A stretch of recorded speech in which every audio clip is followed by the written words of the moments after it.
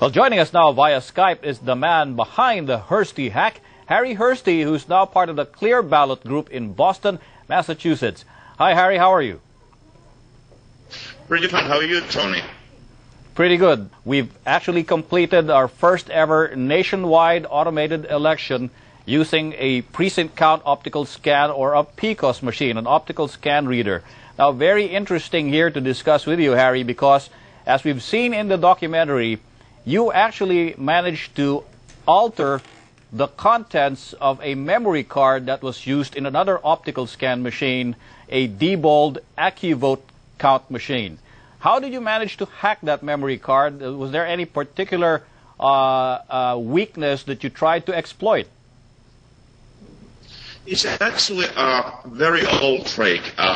It has been done before with the common area copying machine. So it is an implementation of an old trick to this machine.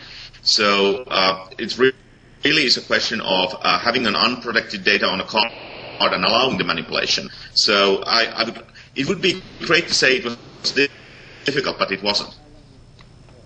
Well, we've seen in the documentary how you managed to change the vote tally in the yes or no votes. That you made it appear that there were more yes votes than no votes. In fact, you tried to, you actually made the change in the memory card, but there was no way of tracing how you made the hack itself. Is that a procedure that could be done maybe with other precinct or optical scan machines that also use memory cards as their backup storage? Well, first of all, I have been a member of studies where we have been studying other makes and models than Diebold. And we have found similar weaknesses in almost all of the machines, not exactly the same, but similar. So it's not fair to say that all the machines are vulnerable, but all the machines inspected as far have been found to have vulnerabilities with the memory card design. So it's not specific to that machine, but you never know until you inspect. And not only myself, but also the fellow computer scientists in Holland have been hacking their machines. So it's not from one nation, it's all over the place. Right. Well, we had officials of the company that provided the voting machines here in the Philippines trying to demonstrate how a memory card that is used in their machine can also be manipulated or changed, but then again, when they try to use the card, insert it into the machine, that the machine wouldn't work. That there was actually what they call a hashtag or a digital signature. Can you explain a little bit why these things are important maybe to prevent hacking of a memory card? Hash algorithms are a one-way cryptographic signature, if you may.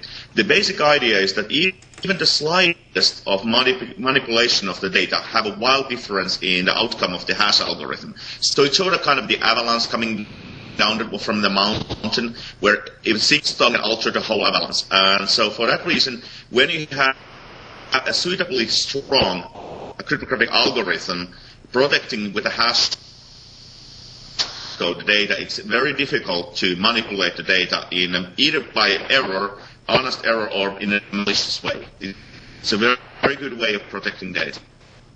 All right. Well, I guess the people there in Smartmatic would be very happy to hear you say that, coming from a cyber expert such as yourself. So there were differences in the kind of system used in the Diebold machine and with this machine that we used here in the Philippines. I guess in the span of time that has passed since the time you made that hack, many other election machine vendors have somehow plugged that loophole that you may have exploited before. Well, first of all, having a hash code is not a plugging the hole. It itself, as saying that there's a hash code, doesn't stop you. It makes it difficult, but it doesn't necessarily mean it's impossible. At the same time, a lot of vendors have taken steps to make it harder, and that's very important that the memory cards are secured. So it's very important step.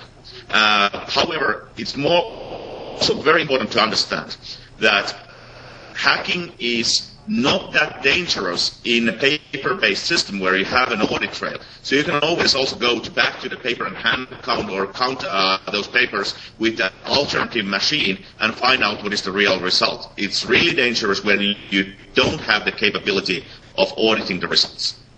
Yes, but as we saw in the documentary, after you made the changes in the memory card, that the paper printout showed a different tally of votes, that even if you tried to upload the contents of the memory card to the central tabulator, that the votes on the paper printout would also match what was fed to the central tabulator. So, in fact, there could have been no way of checking whether the votes had actually changed unless you went through each of the individual ballots.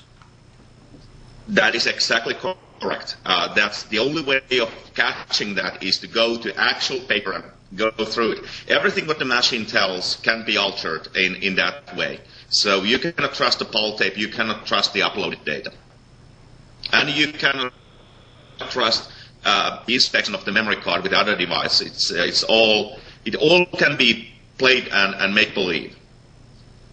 Right, because many Filipinos were worried that about 5 days before we actually held the elections, the Smartmatic vendor of the voting machine said they had to recall all about 76,000 flashcards and reconfigure the data in them so that they could read each ballot properly. Now, many people are wondering whether or not the reconfiguration could somehow have allowed particular votes in some precincts or in some places in the Philippines to have been altered without anybody ever knowing it.